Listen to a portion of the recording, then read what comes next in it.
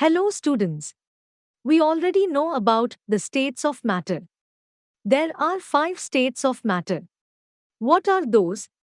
Solid state, liquid state, gaseous state, plasma state, and Bose-Einstein condensate. The easiest one to study is the gaseous state out of all these. So, as we are studying the states of matter for the first time, we will be studying the easiest one first. So, that is why we are talking about the gaseous state now. When I am talking about the gaseous state, we have to consider the laws that govern it. So, in this particular module, we will be talking about gaseous law. Let us first of all list all the gaseous laws which we have to study. So, there are the 4 laws which we have to study. The first one is Boyle's law, and the second is Charles' law, then Gay-Lussac's law and Avogadro's law. So, let us begin with the first one, Boyle's law. So, when I talk about Boyle's law, I have to take an example of a gas kept in a beaker with a movable piston attached to it at a constant temperature. Let us say that this particular gas is occupying a volume V1 and has a pressure P1. Now, if I apply pressure to this piston, what will happen? This piston will move downwards. So, this is the position of the piston now. So, what is the pressure now? Over here, earlier pressure, P1 plus the pressure which I applied is present. Say this is P. So, the final pressure experienced by that gas is P1 plus P is equal to P2. Now what? If I am applying the pressure, the volume is decreased. So, say this is V2, the new volume. Now, if I compare V1 and V2, which one is greater? No doubt, V1 is greater than V2. So, I can conclude from here that if I increase the pressure, the volume will decrease for a gas. So, I can say that pressure is inversely proportional to volume. Now, if I want to draw it in the form of a graph, then remember, if two variables are inversely proportional to each other, then the graph will always be a rectangular hyperbola. If I draw P versus V, it will be like this, a rectangular hyperbola. Now, if I want to remove the proportionality sign, what do I have to do? I have to add a constant, right? So, P is equal to K by V. If I have two conditions, and I say that P1 is the initial pressure and V1 is the initial volume, what can I write? P1 is equal to K by V1. And if the pressure becomes P2 and the volume becomes V2, then P2 is equal to K by V2. These equations can also be written P1V1 is equal to K and P2V2 is equal to K. Now, we can write the final formula P1V1 equal to P2V2. Now, let us move on to Charles' law. For understanding it better, let us take an example. At constant pressure, let us take a gas with a volume of V1 and a temperature of T1. Now, I am heating it up. What will happen? The temperature will rise. As a result, kinetic energy will also increase. Because of this, the volume will also increase as the pressure is constant. Then what is the new volume? The new volume is V2. What is the new temperature?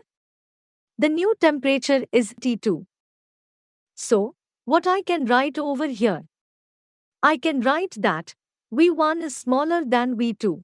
Correct? And at the same time, this was achieved after heating.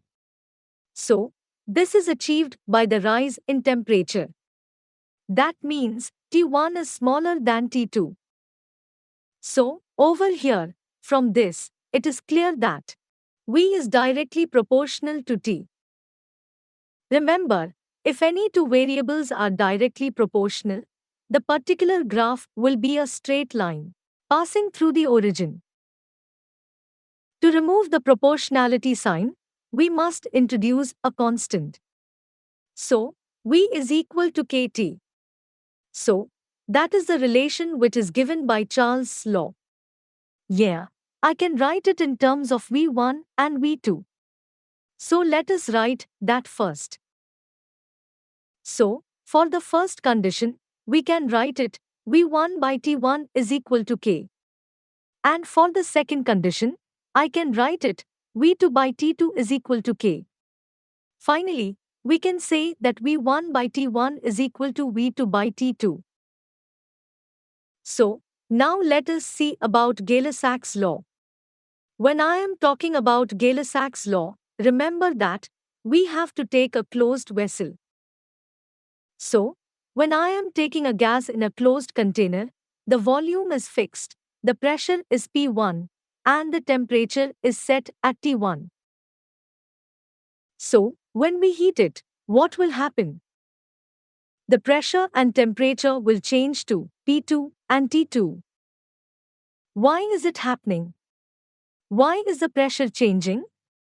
The reason is simple. When we heat the gas, the temperature increases, due to which the kinetic energy of gaseous molecules also increases. As the volume is constant, due to an increase in the bombardment of the gas molecules onto the walls, the pressure also increases. So, over here, we know that from T1 to T2 temperature is increased, the pressure will also increase.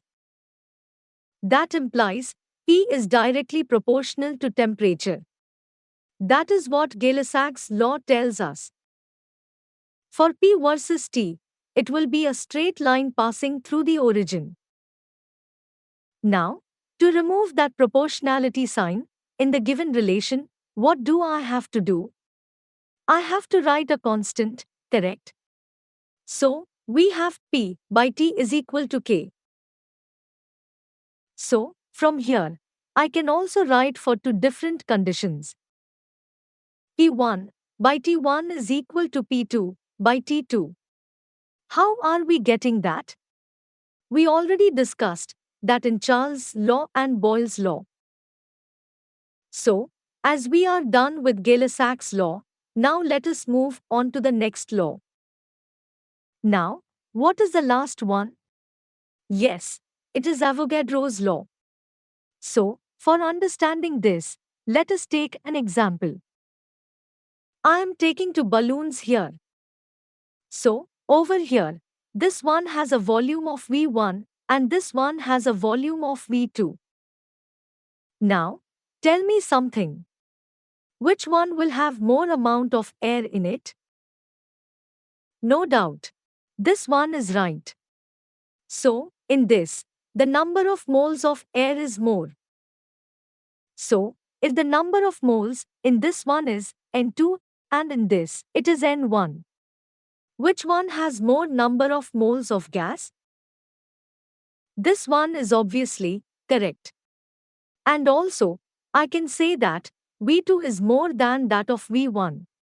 So, we can say that V is directly proportional to N, which implies the graph will be a straight line passing through the origin. Correct?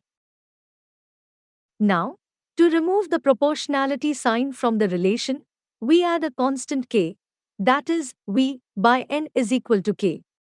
If I compare this, I will get V1 by N1 is equal to V2 by N2.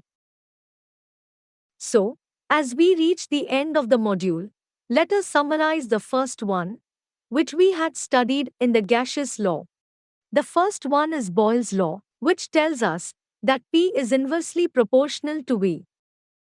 The next one was Charles' law, which tells us that V is directly proportional to T. The next one is Gay-Lussac's law, which tells us that pressure is directly proportional to temperature. And the last one is Avogadro's law, which tells us that V is directly proportional to N. So, that is it in this module. I hope you understood the topic. Thank you.